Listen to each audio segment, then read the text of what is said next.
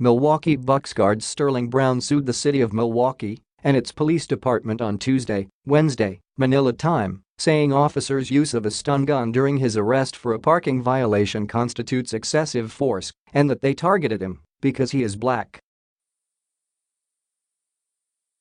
Brown's attorney Mark Thomsen filed the lawsuit in federal court, accusing police of discriminating against Mr.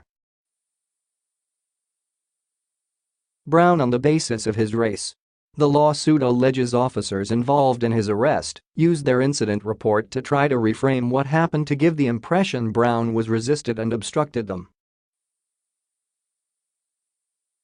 Mr. Brown hopes that instead of the typical denial of the claims, the city actually admit to the wrongs, admit that his constitutional rights were violated, Thomsen said at a news conference outside City Hall after filing the lawsuit. Brown had been talking with officers while waiting for a citation for illegally parking in a disabled spot outside a Walgreens at about 2 a.m. on January 26, when officers took him down because he didn't immediately remove his hands from his pockets as ordered. An officer yells, "Taser! Taser! Taser!" Brown had been cooperative with officers and never appeared to threaten police before or during his arrest, according to police body camera videos. Some officers suspected Brown might have a firearm because they saw paper targets with holes in the back seat of his car, according to the lawsuit. Brown told officers he didn't have a gun when they asked him, but they didn't give him any real opportunity to comply to their command that he take his hands out of his pockets, the lawsuit said. Mayor Tom Barrett said in a statement he hopes something good comes from the lawsuit. "I'm hopeful this incident will be a turning point and allow us to take those actions necessary to improve police-community relations," he said. Police Chief Alfonso Morales has not responded to an Associated Press request for comment. Morales apologized to Brown last month when body camera video of the arrest was released. Brown wasn't charged with anything and 3 officers were disciplined, with suspensions ranging from 2 to 15 days. 8 other officers were ordered to undergo remedial training in professional communications.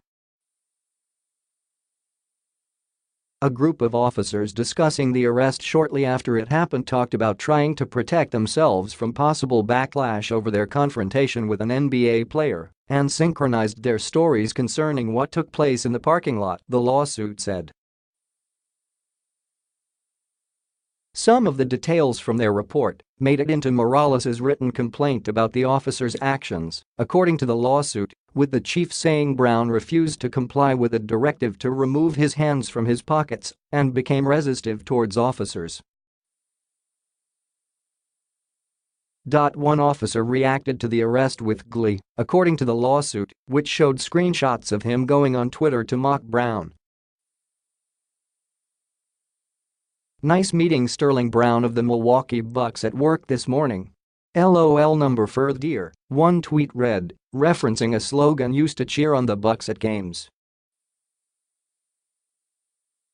That same officer posted a racist meme of Golden State Warriors star Kevin Durant, according to a screenshot from the lawsuit. Police have only released the body camera video of the first officer who contacted Brown.